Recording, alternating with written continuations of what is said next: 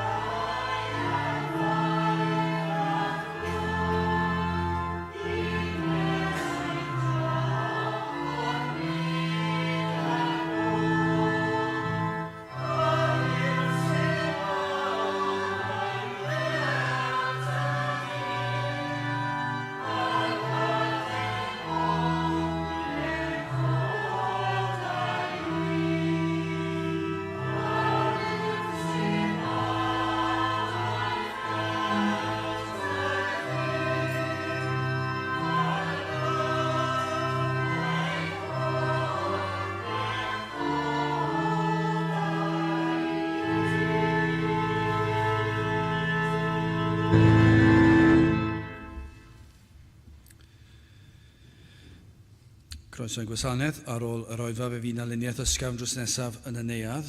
Fydd ein cwrdd gweddi misol sy'n cael ei gynnal ar y dryden nos Iau o bob mis yn cael ei gynnal nos Iau Medi yr 20fed.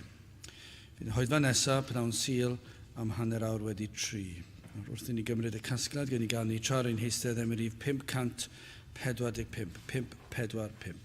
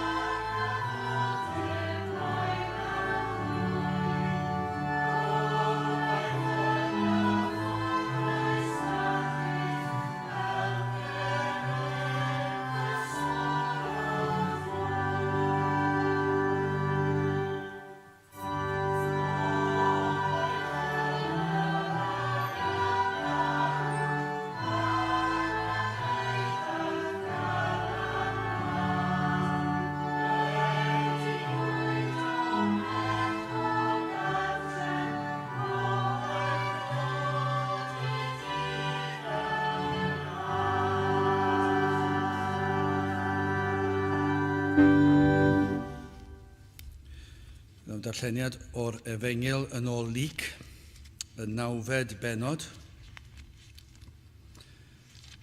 Luc, y 9fed benod, ac yn dechrau'n adnod 37. Luc 9, adnod 37. A dar fi drannoedd pan ddeithant I weired o'r mynydd I dyrfa fawr gyfarfod ag ef, gwele gŵr o'r dyrfa a ddolefodd gan ddweud o athro yr wyf yn y tolwg I ti, edrych ar fy mab canys fy unig anedig yw. Ac gwele mae ysbryd yn ei gymryd ef ac ynta iddi symwth yn gweiddi ac mae'n ei ddryllio ef hyd o'n I falo ewyn a braidd yr ymedi oddi wrtho wedi iddo I sigo ef. Ac mi oedd ei syfais ar dy ddisgyblion di ei fwrw ef allan ac nis gallasant. A'r Iesu gan ateb a ddywedodd o genhedlaeth anffyddlon a throfais, pa hyd y byddaf gyda chwi ac eich goddefaf, drwg dy fab yma.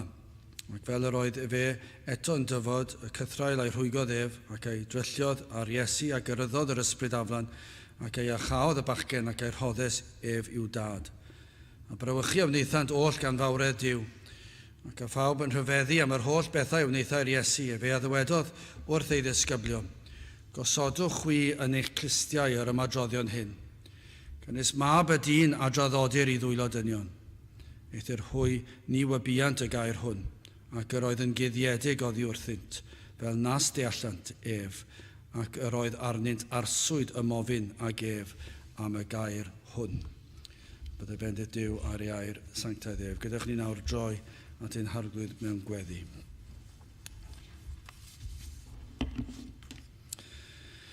I ni diolch I ti unwaith eto o Dduw am gyfle arall I ddod ger dy fron, I ddod o flaen dorseddfainc sydd yn orseddfainc o ras. Ac dy fod ti yn Dduw sydd yn llawn trigaredd, yn hir am aros, ond hefyd rwy ti'n dad I ni, ac I ni yn gallu dod fel dy blant oherwydd y heiddiannau dy fab a'n gwaredwr yr arglwydd Iesu Grist, oherwydd yr hyn a wnaeth ef trosom, I ni yn gallu dod ger dy fron, oherwydd y cyfarfod hwnnw fuodd cyn llunio'r byd I ti, i'n dewis I baratoi ffordd iachawdwriaeth ar ein cyfer ni. Ac felly oherwydd hyn o Dduw I ni yn gallu dod ger dy fron di fel rhai sydd wedi derbyn o'r bendithion hynny a maddeuant hynny sydd i'w gael yn yr arglwydd Iesu Grist. Ac felly ni'n dod yn fel rhai yn gwisgo clogin cyfiawnder yr arglwydd Iesu. Wrth flaen o Dduw I ni'n sefyll yn bir ac yn lan oherwydd purdeb a maddeuant sydd i'w gael yn Iesu Grist. Ac felly o Dduw I ni yn dod yn mawl a'n diolchiadau I ti am yr holl roddion hyn yr wyt ti wedi rhoi I ni. Heddwch cydwybod yr wyt ti wedi rhoi sicrwydd cadwedigaeth, yr wyt ti wedi rhoi bywyd tragwyddo. O Dduw, yr wyt ti wedi addo bod gyda ni bob cam o'r ffordd, i'n harwain ni ar hyd yr anialdir. Ac felly I ni yn diolch I ti am y gwirioneddau yma ac yn gofyn y bydd ein bywydau, ein calonau yn llamu oddi fewn wrth I ni dy glodfori di ac I ddiolch I ti am yr iachawdwriaeth yma. Ac I ni yn gofyn I ti'n helpu ni fod yr hyn dylsen ni fod. I ni'n cyffesu ger dy fron di ein bod ni yn crwydro mor aml ac mor sydyn. I ni'n meddwl ein bod yn dy geisio di ac yna mae yna rhywbeth yn gyflym iawn yn dod ar traws ein meddyliau ni ac yn ein peri ein bod ni yn syrthio, yn meddwl am bethau eraill, yn ildio I temptasiynau ac o Dduw yma'r un drwg fel petai wedi ennill y dydd. Ond o Dduw maddau ni am hyn, maddau bod yn bywydau ni mor hwydd yn cael ei troi o'r llwybr cil. Helpa ni o Dduw I fod yr hyn dylsen ni fod. I ni'n gofyn am nerth dyddiol wrth I ni ddeffro yn y bore ac wrth I ni hunan yn os, a byddwn ni'n gwybod ein bod yn ddiogel yn yr arglwydd Iesu Grist, ond hefyd yn gwybod dy fod wedi rhoi y gallu hwnnw I ni, y nerth sydd yn angenrheidiol, I fod yr hyn o'r wyt ti am I ni fod. O Dduw, gad I ni I fyw bywydau sydd yn dy ogoneddu di. Helpa ni yn hyn, cadw ar un drwg I ffwrdd, I ni'n cyflwyno'n hamser I ti yma heddi, yn ystod yr oedfa hon a thrwy gydol y dydd. I ni yn gofyn I ni cael profi o agosatrwydd ac o bresenoldeb yma gyda ni a bydd yn peri fod ein celonau ar dan yn llawenhau yn yr iachawdwriaeth yma sydd yn yr arglwydd Iesu. Tyrd felly tywallt ysbryd arnom I ni yn gofyn a bydd yr ysbryd ar waith yn rymus yn ein plith ni yma ac ar hyd a lled ein gwlad i ni yn gofyn i ti weithio, i ni yn torri'n calonau wrth i ni edrych ar gyflwr y wlad a chyflwr yr eglwys o Dduw, y diffyg awydd sydd am dy air di, am dy bethau di, y diffyg parch sydd i dy ddwrnod di, o Dduw, i ni yn gofyn am ddyddiau gwell, lle byddi di yn gweithio unwaith eto yn rymus yn ein plith. Rho ffydd i ni ddisgwyl pethau mawr ohono ti. Felly o Dduw arwen ni yn ein haddoliad, nertha ni nawr diogelan hamser, i ni'n gofyn hyn o trwy enw ac heiddiant ein harglwydd Iesu Grist. Amen.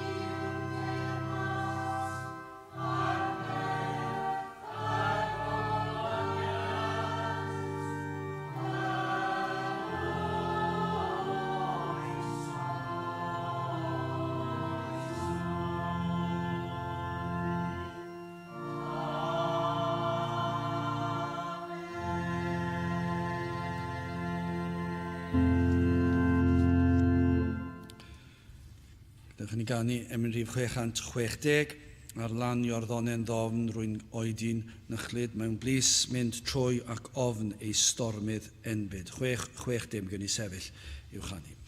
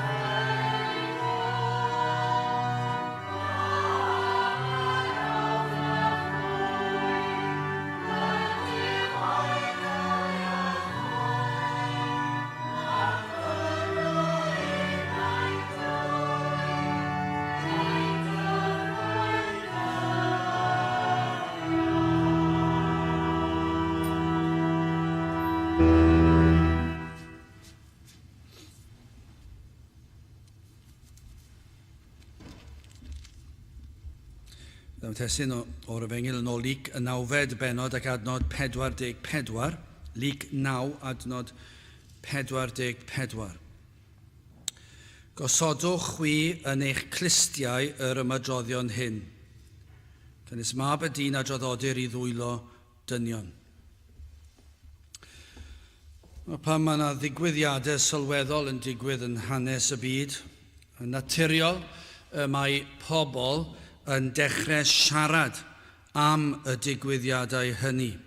Lle bynnag i chi, falle yn y cartref, falle yn y gwaith, yn swyddfeydd, gwahanol lefydd, fe fydd na sgwrsio mynd ymlaen dros baned siwr o fod, mi fydd na bobl yn sgwrsio y digwyddiadau. Os y mwyaf sylweddol y digwyddiad, y fwyaf sgwrsio fydd ynglyn â'r mater. Gan amla, pan ni'n clywed rhan o'r stori, ond ydy hwnna'n wir. Pan i chi'n clywed am ryw ddigwyddiad sylweddol, i chi'n clywed y stori, y digwyddiad, ond rhan o'r stori i ni'n ei clywed. Efallai wrth ddarllen erthygl ar y we, neu mewn papur newydd, neu wrth wrando ar y newyddion, fe geir rhan o'r stori, falle'r prif ddigwyddiad. Yn enwedig falle ar y we, falle byddwch chi'n darllen y penawdau, falle darllen y paragraff cyntaf ar ail, ac os nad oes llawer o ddiddordeb, chi ddim yn mynd ymlaen i darllen y gweddill, ond i chi wedi cael syniad y mater yma yn ei ddisgrifio. Falle yn gwrando ar y radio, bod chi'n breuddwydio falle yn gyrru'r car, chi'n clywed rhywbeth, a mae'n aros yn y pen, ac yna falle bod chi ddim yn canolbwyntio ar y gweddill. Ond, i chi'n casglu digon o wybodaeth i allu sgwrsio a chydnabod eich bod chi wedi clywed falle yn y gwaith i chi'n cael paned a mae pobl yn dechrau siarad a chi'n o ie, dwi'n gwybod am hwnna. Chi'n swnio'n glyfar iawn, i chi dwi'n mod i darllen paragraff byr am y peth, ond i chi'n gallu siarad am y peth ac mae'r sgwrs yn mynd yn ei blaen. Ond hyn sy'n siŵr o fod yn wir gan amla, does dim digon o wybodaeth i wybod y cyfan. Dydych chi ddim yn arbenigwyr. Mae'r cefndir, chi ddim wedi ffeindio mas y cefndir i'r digwyddiad, yr achosion, y tu ôl i'r digwyddiad, na chanlyniadau'r digwyddiad. Chi ddim yn gwybod dim byd o'r fath, ond i chi wedi clywed am y digwyddiad. Efallai bod rhywun wedi dweud rhywbeth erchyll. Ac mae'n cyrraedd yr newyddion a mae nhw'n benawdau ac i chi'n dweud, dyna gwarthus. Petaw ni'n gweld hwnnw neu honno, mi fyddwn ni'n rhoi pryd o dafod iddyn nhw. Ac i chi'n eitha crac yn ei herbyn nhw, a chi'n bendant eich barn am y peth. Ac mae pobl yn dod i'w casgladau i hunan, ond ydyn nhw, casgladau pendant, rhagfarn efallai. Efallai, dydych chi ddim eisiau clywed yr holl ddarlun, i chi'n gwybod, wel, mae rheini, mae nhw o'r safbwynt yma, dydw i ddim yn licio nhw o gwbl, ac felly chi'n dod i ryw gasgliad amdanyn nhw.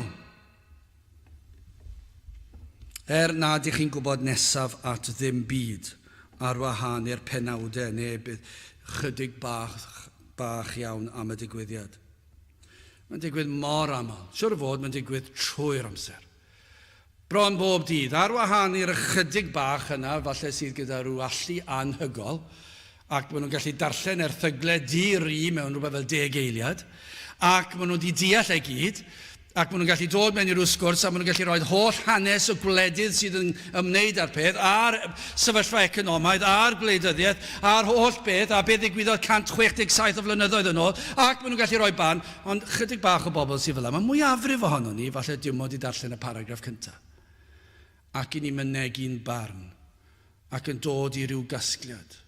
Rhywun peth, pan mae yna rhyw sion am rywun yn y gwaith efallai, maen nhw'n dweud rhywbeth hyll maen nhw wedi dweud, ac yn sydyn iawn i chi wedi mynegu barn ar y peth, a chi ddim yn gwybod y cefndir. Chi ddim yn gwybod y cefndir. Chi ddim yn gwybod os dwedon nhw'r peth yn y peth lle cyntaf, sôn am beth oedd wedi peri iddyn nhw ddweud y peth, na pham, na dim byd. Ac eto ni'n dod i ryw gasgliad, yn dydyn ni, ni'n dod i'r casgliad, rhaid ei bod nhw'n anghywir, ac felly dydw i ddim yn hoffi nhw. Wel, roedd bywyd yr arglwydd Iesu Grist yn llawn digwyddiadau, sylweddol, pethau mawr yn digwydd. Pob un gair a ddywedodd yr Iesu yn air anferthol. Pob un gweithred yn un ysgytwol. Yr oedd yna wirthiau di-ri, yr oedd yna drigareddau di-ri, yr oedd yn dangos trigaredd i bobl. Ac yn sicr yr oedd ei enw wedi lledaenu a'i weithredoedd, wedi ysgwyd llawer ac wedi peri sawl sgwrs, siwr o fod. Sawl trafodaeth. Mi fydd yna lawer o bobl wedi bod yn siarad am yr Iesu. Ac mi fydd y llawer wedi dod at eu casgliadau ei hunan. Chi wedi gweld mae'r un math o sefyllfa pan ych chi'n gwahodd pobl i ddod i'r cwrdd. Chi'n gweld yr rhai, mae'r drws yn cael glep cyn i chi dod yn agos. Maen nhw'n gweld ar eich gwyneb chi. Falle bod y dolyg yn agosau a mae'r noson o garolen prysur agosau a chi'n gweld nhw'n gwybod bod y cerdiau bach yn mynd i ddod ac chi'n gallu gweld maen nhw'n barod i osgoi'r sefyllfa. Pam? Maen nhw wedi penderfynu bod y math o beth i ni'n pregethu fan hyn yn gwbl anerbyniol ac dros ben llestri ac yn eithafol. Ac maen nhw wedi penderfynu fod yn anghywir. Ac eto i gyd, dyn nhw'n mynd i darllen y Beibl erioed siwr o fod, yn sicr ddim o'r dechrau'r diwedd. Dyn nhw ddim wedi clywed un gair o bregethu. Ac eto i gyd, maen nhw'n penderfynol bod nhw'n gwybod bod ni'n anghywir. Ac maen nhw gyda'r rhagfarn wedi penderfynu. Dyna beth sy'n digwydd fan hyn. Mi fydd yna lawer wedi penderfynu i barn am yr Iesu. Ac yr rhagfarnau yma amdano fe, ac wedi penderfynu fod yn elynion iddo fe, ddim wedi clywed yr holl stori. Efallai maen nhw wedi clywed bod wedi iachau ar y sabat, ac felly, dyna ofnadw, ond ddim wedi meddwl am y cefndir, a'r cariad, a'r trigaredd, a'r help. Doedden nhw ddim yn gwybod y ffeithiau i gyd. Yma, ni'n gweld gwerth iachau wedi digwydd yn yr chydig adnodau cyn y testun adnod 42, ac fel yr oedd fe eto yn dyfod y cythrael a'i rhwygodd ac a'i drylliodd ar Iesu a gyrryddodd yr ysbryd aflan ac a'i achaodd y bachgen ac a'i rhoddes ef i'w dad. Fe nath e ryfeddodau, fe nath e wyrth, fe nath e helpu'r bachgen bach yma a'i roed yn ôl i'w dad e. Ac roedd hyn yn gyffredin pethau roedd yr Iesu yn ei wneud.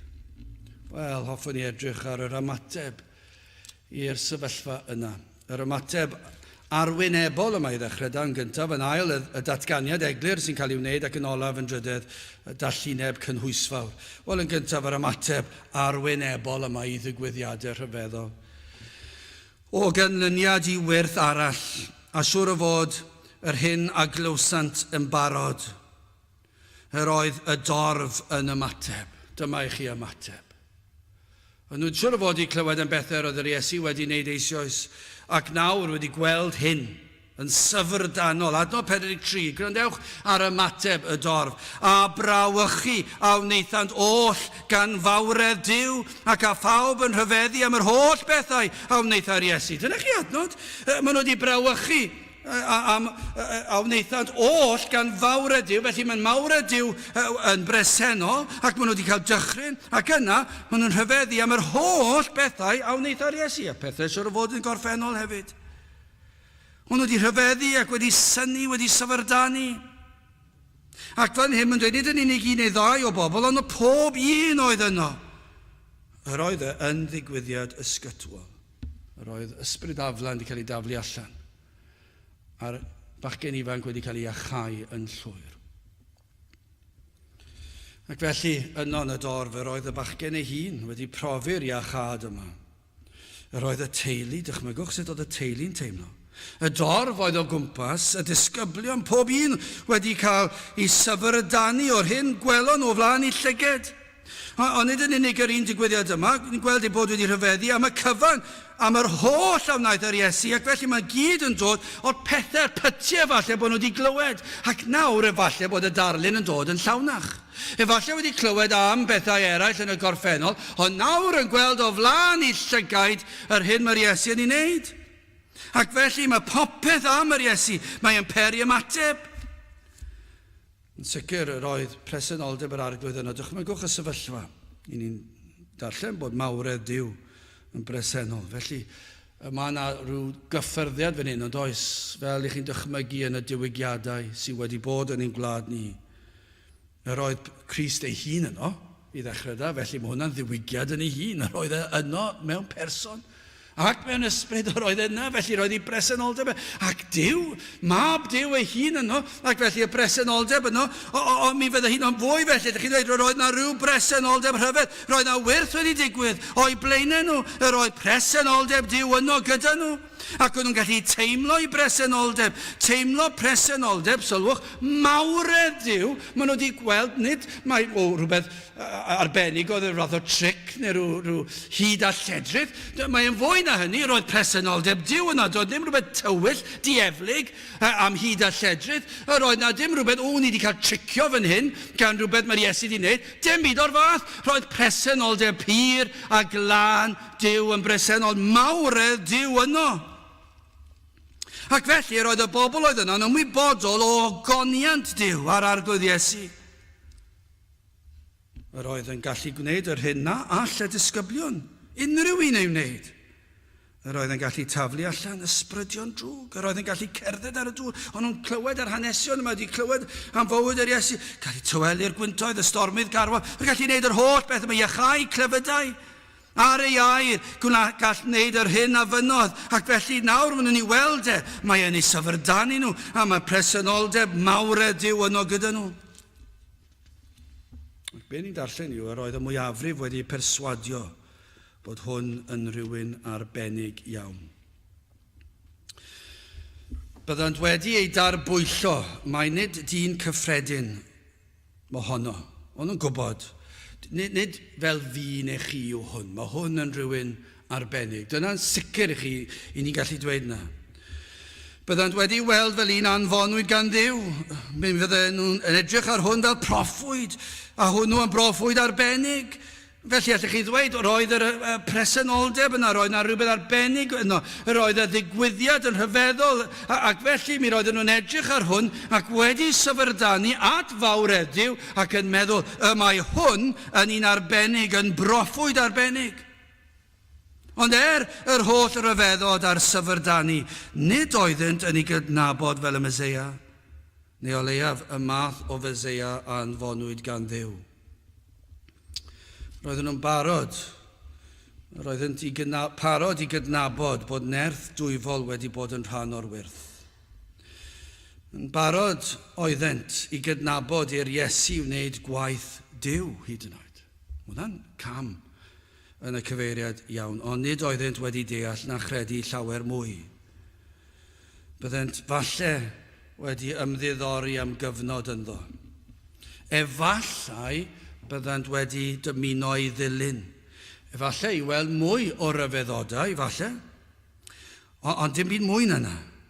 Byddai'r rhai yn barod mynd cam ymhellach. Mae hwn oedd y Meseia, ond y Meseia oedd yn ddearol a fyddai yn arwain y bobl yn felwrol ac yn wleidyddol. Falle bod nhw'n dweud, nid dim ond proffwyd yw hwn, ond y Meseia.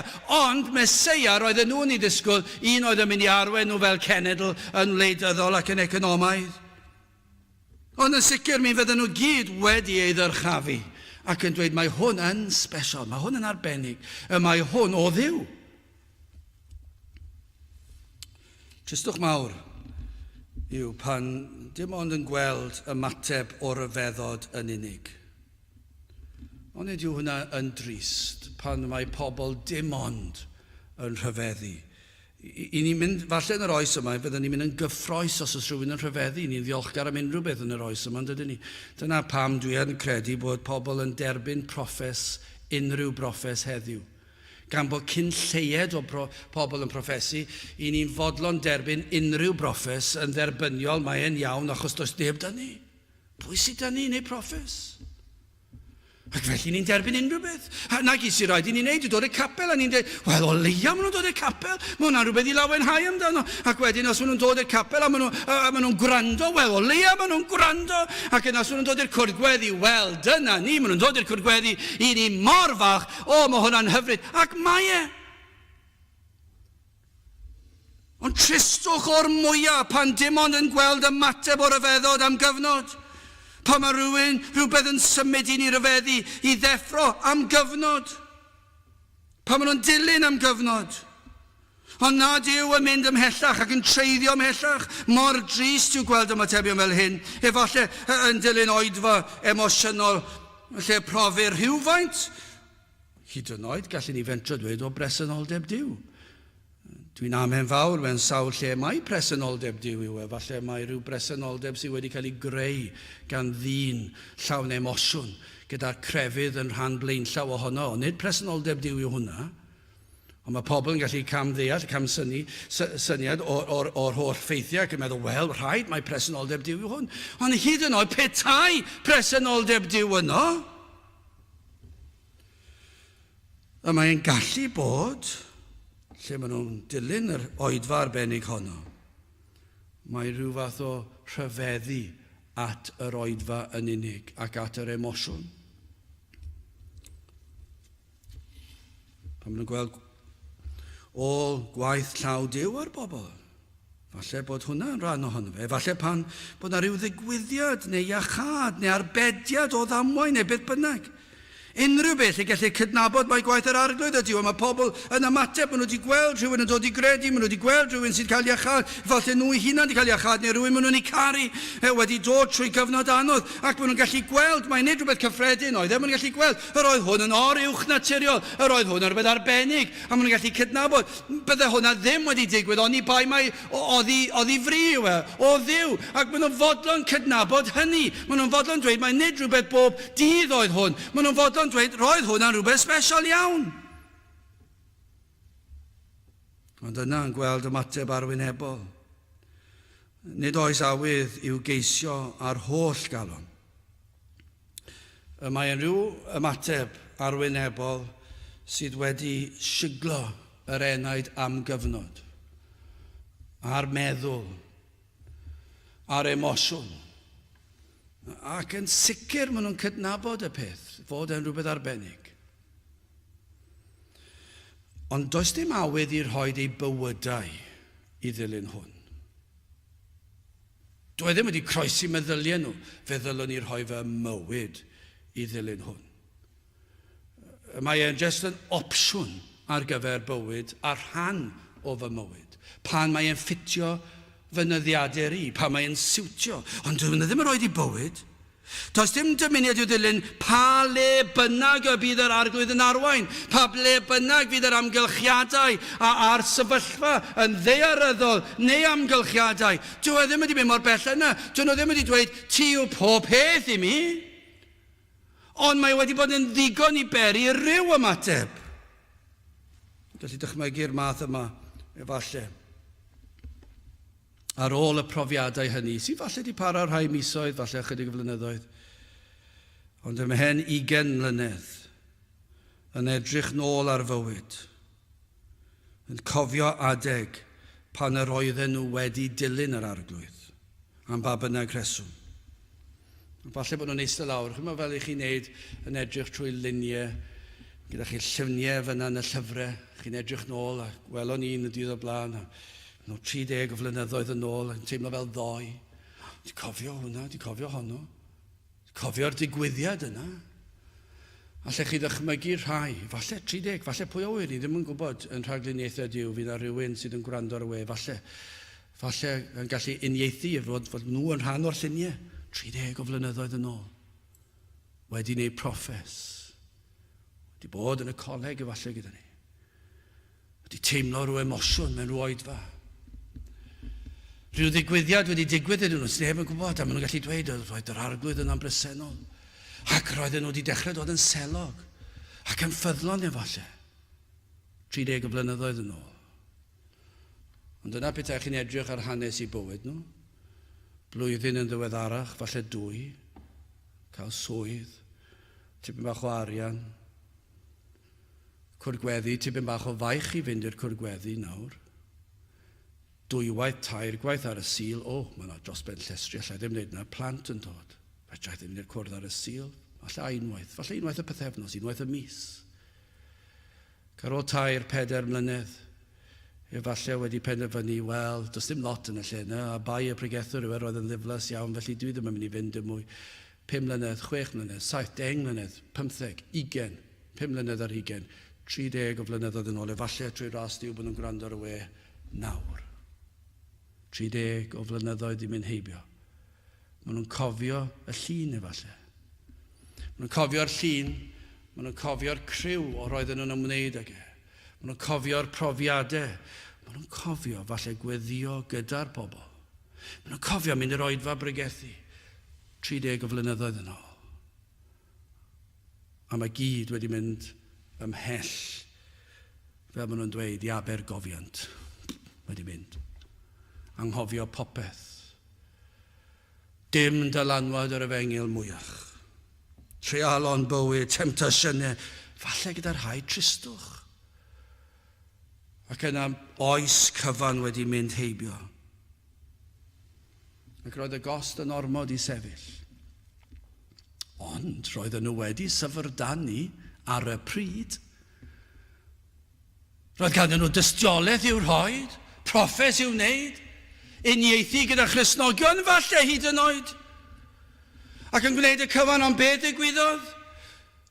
Dwi ddim yn mynd i roi fy mywyd i hwn, dwi ddim yn mynd i ddilyn hwn, dwi'n mynd i rhoi holl ddyddiau fy mywyd, dwi'n mynd i colli allan ar swydd dda, dwi ddim yn mynd i colli fy mhenwythnosau fi, dwi ddim yn mynd i roi bob noson yr wythnos i hwn, dwi'n mynd dros ben llestri, mae hwnna'n ormod, does neb yn disgwyl hynny, gan neb, allwch chi ddim byw fel na, mae rhaid i chi roi amser i'ch teulu chi, mae rhaid i chi roi amser i'ch gwaith chi, mae rhaid i chi amser i'ch hamdden chi, mae rhaid i chi ofalu am eich iechyd chi, does dim amser i Grist o fi felly, ond mi roeddwn ni wedi fy syfrdanu ar y pryd, roedd e'n rhywbeth special i fi ar y pryd, ond dwi wedi callio erbyn hyn.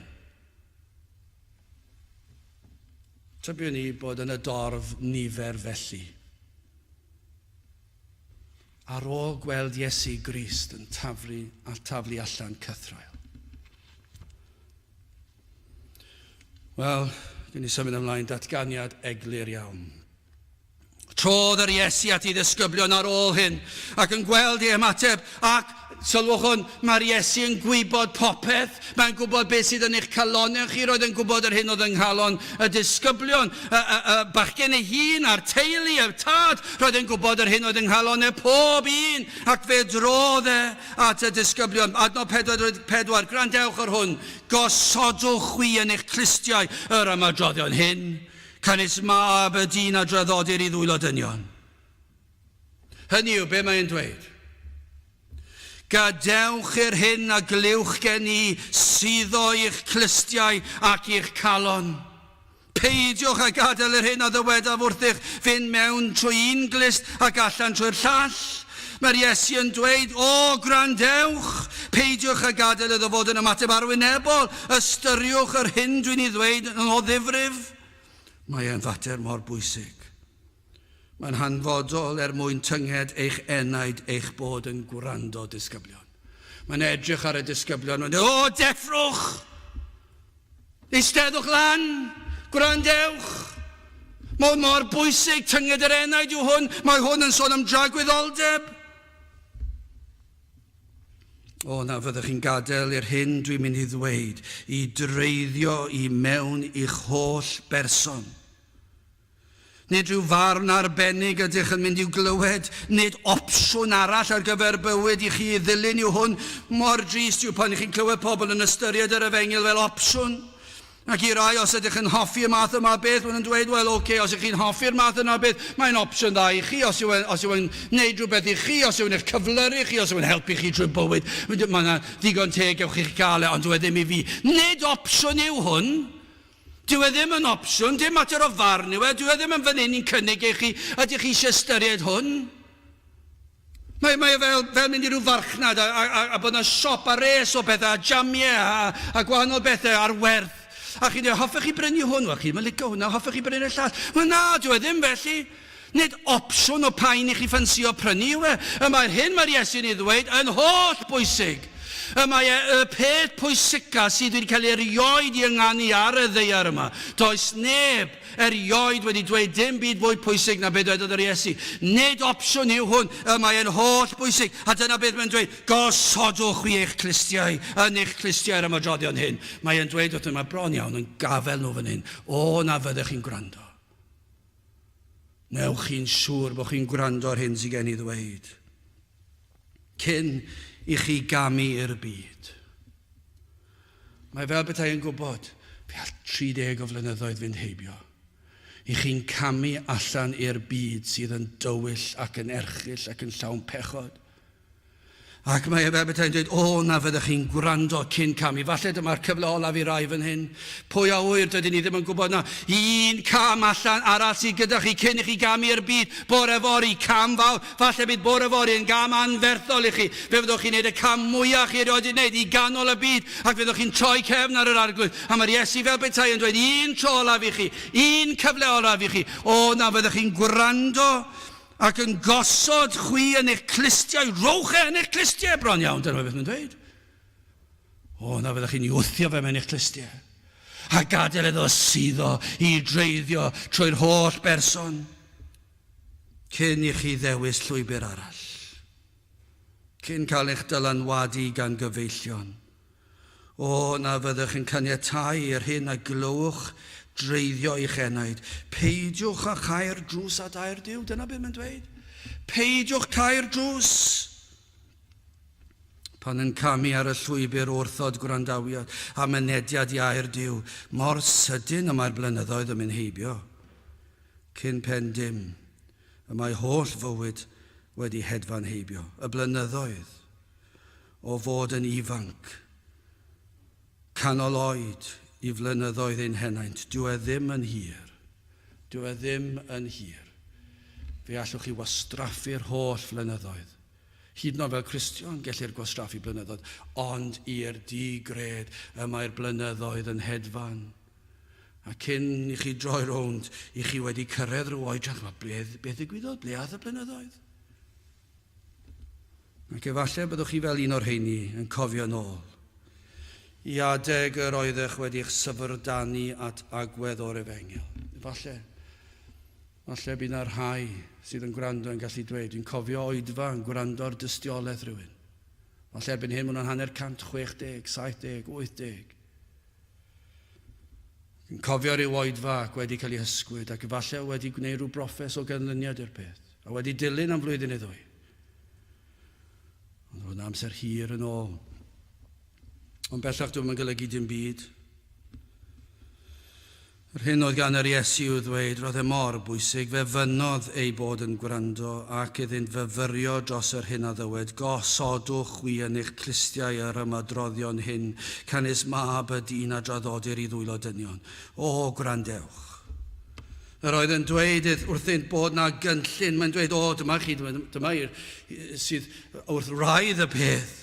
Roedd na gynllun a gynlluniwyd cyn llunio'r byd, cynllun y byddai mab y dyn yn dod i'r byd i bwrpas, nid oedd wedi dod i wasod fel brenin daearol, nid oedd am i bobl ymateb i'w wirthiau a'i ddyrchafu fel arweinydd, fel brenin daearol, ond fe ddaeth mwyn iddo ef gael ei draddodi i ddwylo dynion. Dyna fe fy'n dweud, dwi ddim wedi dod i wneud gwirth i chi fy ngyrchafu fi fel brenin daearol, dydw i ddim yn fath yno Meseia mab Duw, ydw i sydd wedi dod i achub pobl o'i pechod.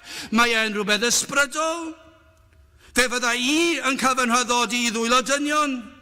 Byddai yn cael ei fradychu a'i draddodi i ddwylo'r henuriaid a'r archoffeiriaid a'r ysgrifenyddion, a bydden nhw yn ei drosglwyddo i ddwylo'r cenhedloedd, yn ei ddwylo Peilat, a fyddai yn ei drosglwyddo i'r milwyr, a byddai'n cael ei chwipio ac yna byddai'n cael ei groeshoelio. Dyna beth oedd yn mynd i ddigwydd. Mae'n dweud wrthyn nhw, dwi'n mynd i cael fy lladd. Dyna pam y des i. Matthew 17 yn adrodd yr 1:22 ymlaen, ac fel yr oeddynt wy'n aros yng Galilea, dywedodd yr Iesu wrthynt, mab y dyn a draddodir i ddwylo dynion, a hwy a'i lladdant, a'r trydydd dydd y cyfyd e fe. A hwy a'i lladdant yn drist iawn. Ond rhaid oedd hyn i fod, oedd rhaid iddo fe ddigwydd. Yr oedd wedi dweud eisoes mae angen rheidiol oedd e. Os ych chi'n edrych yn y 9 bennod o Luc, chydig adnodau cyn y testun, adnod 22, mae wedi dweud yr un peth, ond mewn ffordd gwahanol. Gan ddywedyd, mae'n rhaid i fab y dyn oddef llawer, a'i wrthod gan yr henuriaid, a'r archoffeiriaid, a'r ysgrifenyddion, a'i ladd, a'r trydydd dydd atgyfodi, ac efe ddywedodd wrth bawb, os e wyllysio neb ddyfod ar fy oli, yma dawed ac efe hun, a choded ei groes beinydd a dilyned fi. Ond yma nawr mae'n datgan yn eglur, nid yn unig ei fod yn angen rheidio, bod rhaid i'r Iesu cael ei draddodi a'i ladd, ond mae nawr yn dweud fe fydd yn digwydd i sicrwydd. Mae yn digwydd. Dyma yw cynllun Duw. na fydd dim byd yn atal y digwyddiad yma. Dyma oedd y ffordd y trefnwyd gan y drindod i achub gwael golledig eog ddyn. Rhaid oedd i fab Duw ddioddef iddo ef gymryd y gosb am ein methiannau ni.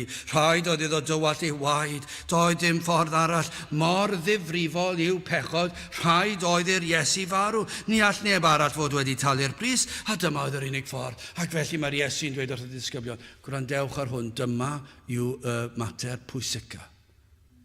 Dwi'n mynd i farw. I bwrpas. Ac fe trefnwyd y ffordd yma cyn llunio'r byd.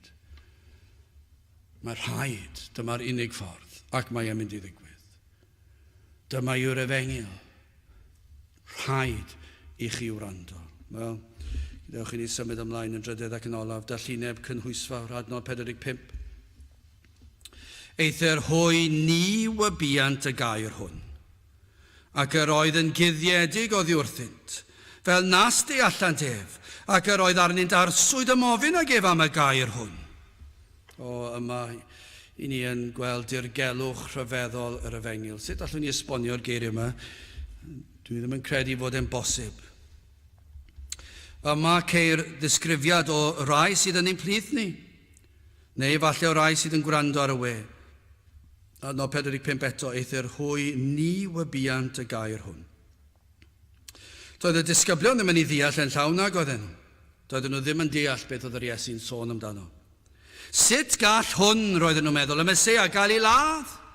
Doedd e ddim yn bosib i un anfonwyd gan Dduw, y Meseia gael ei ddal gan dynion a'i ladd, achos mae e'n Dduw, mae e'n Meseia. Ac felly roedden nhw yn dyrchafu'r Iesu yn uchel, ond doedden nhw ddim wedi deall beth oedd y pwrpas bod Eseia wedi dweud yn ddigon clir. Chi'n cael yn gliriach. Doedden nhw ddim wedi deall e. Yr oedden yn disgwyl Meseia gwahanol, un cnawdol. Yr oedden nhw hyd yn oed, gai fe'n trydweud, yn dymuno Meseia cnawdol. Mi fydde llawer yno wedi dymuno Meseia cnawdol. Dymunant i'r Iesu fod yn fath arbennig o waredwr. Yr oeddent hwy yn gobeithio amdano. Roedden nhw fel rhai sydd yn gwrando am ddigwyddiadau rhyfeddol ac i chi'n dod i'ch casgliadau eich hunan bod e ddim yn seiliedig ar effeithiau llawn. I ni'n dod i ryw gasgliad. A dyma beth yn aml sydd fan hyn. Mae pobl yn dod i oedfa ac yn penderfynu be wna i greu gwaredwr dwi'n ei hoffi. Un sydd yn derbyn pawb. Pob math o sefyllfaoedd mewn bywyd. Proffes cyfleus. Bywyd braidd yn afradlon. Ac felly dyna'r math o broffes dwi eisiau. Dwi eisiau arglwydd sydd yn caniatáu i mi fyw fel y dymunaf. Ac felly maen nhw'n creu rhyw oedfaon sydd yn caniatáu y fath beth.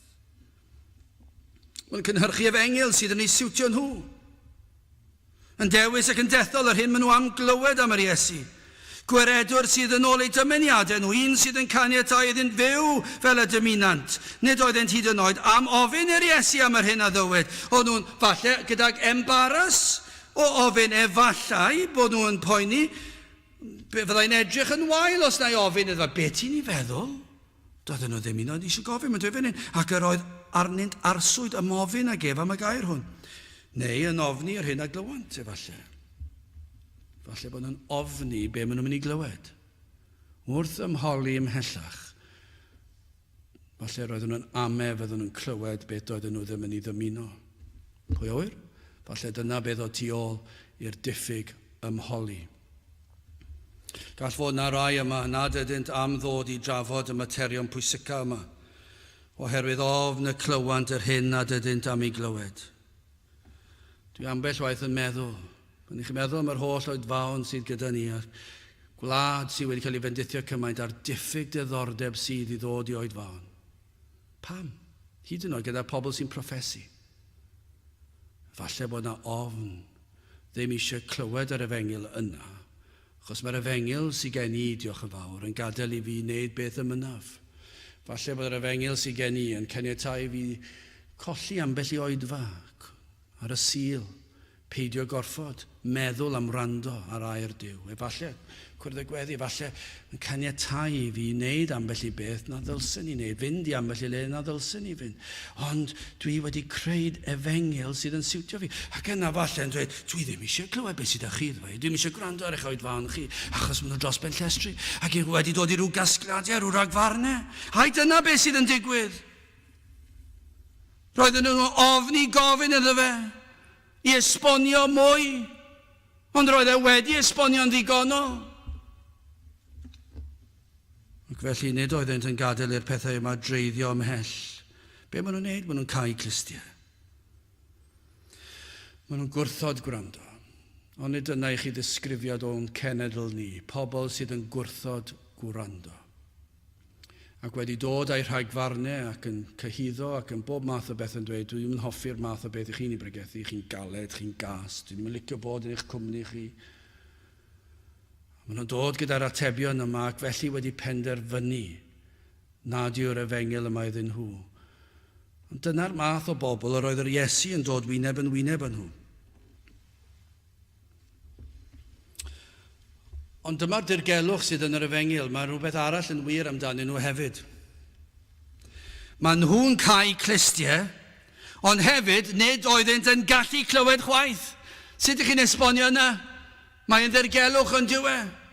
Eithir hwy ni webiant y gair hwn, a sylwch hwn, ac yr oedd yn guddiedig oddi wrthynt fel nas di allan def.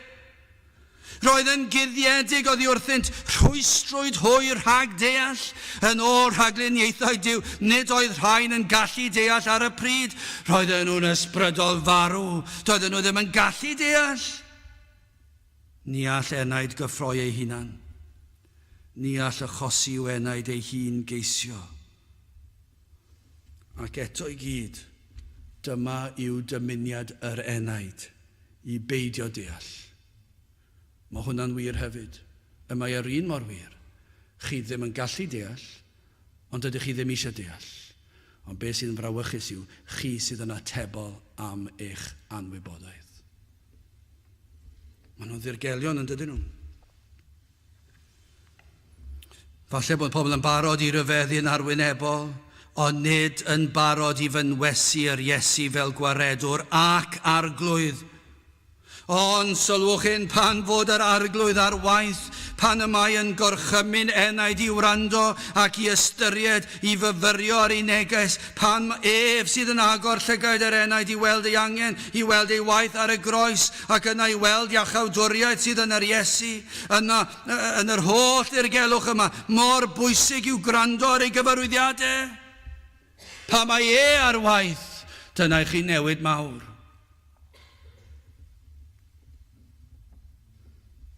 Dim syndod bod yr Iesu'n dweud, gosodwch chwi yn eich clistiau yr ymadroddion hyn.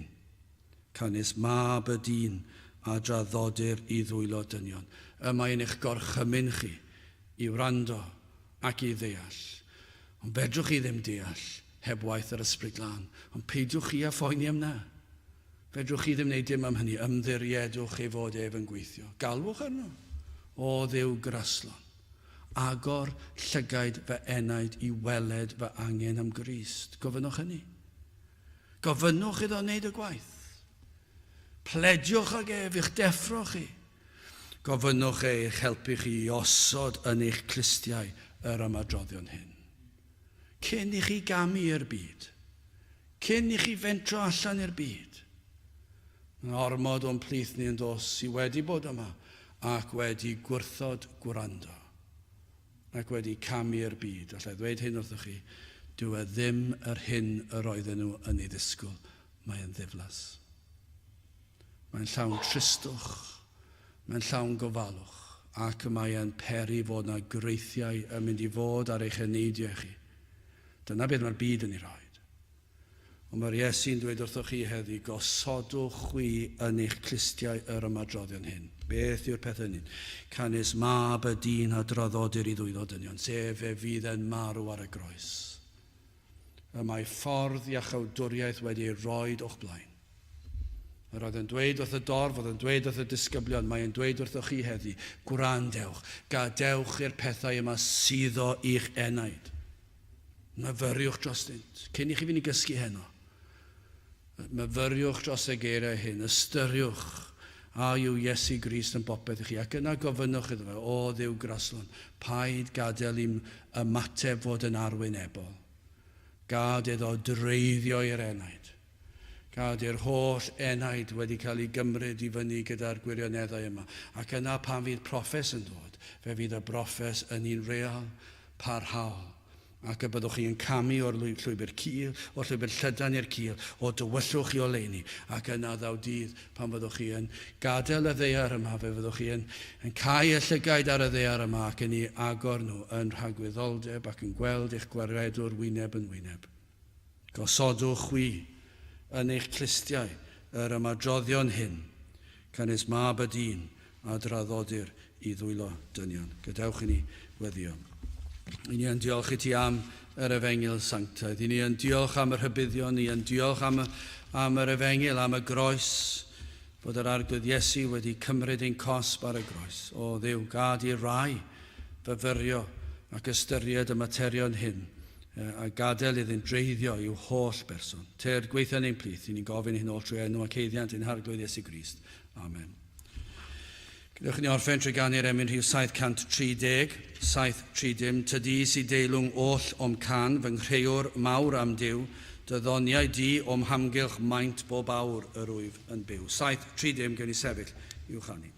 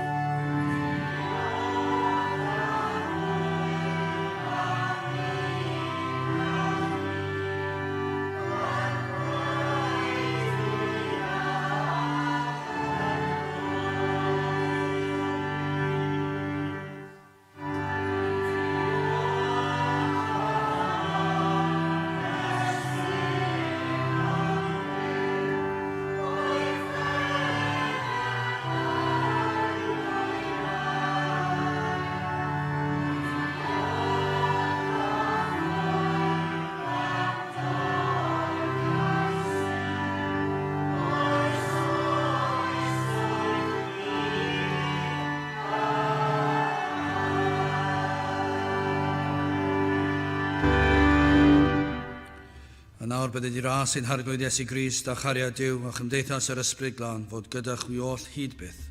Amen.